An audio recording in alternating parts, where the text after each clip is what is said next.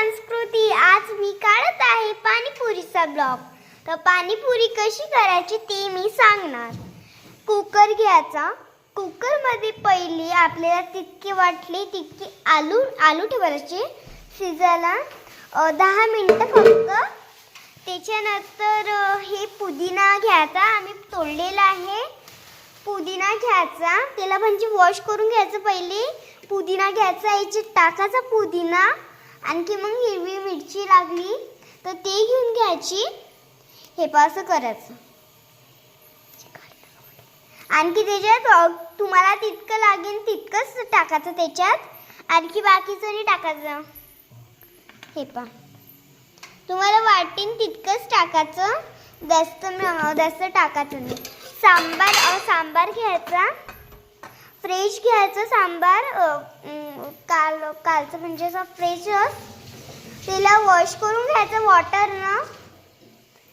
आणखी ते पण त्याच्यात टाकायचं.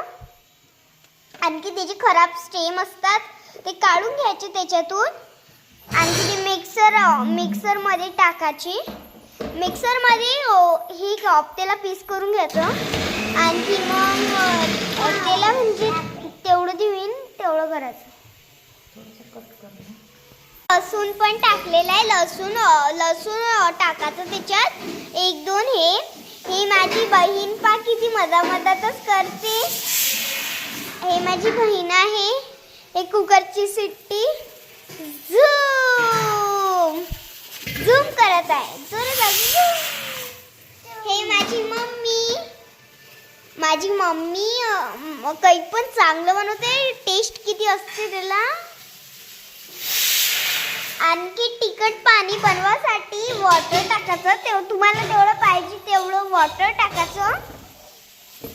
पांडवाला मधात करते हे का. याच्यात तेवढं लागलं तेवढं पाणी टाकायचं.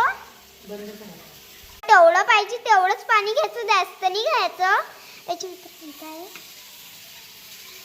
पुदिनाची ते आपण जे हे बनवलेलं आहे क्रश करून त्याला आता हे करून घेऊ आपण. तेवढं लागलं तेवढं टाकायचं. काळं मीठ टाकायचं. 1 चमच टाकायचं काळं मीठ. हे काय निंबू सत्व टाकायचं. मग थोडंसंच टाकायचं, जास्त नाही टाकायचं. आणखी त्याला मिक्स करून घ्यायचं.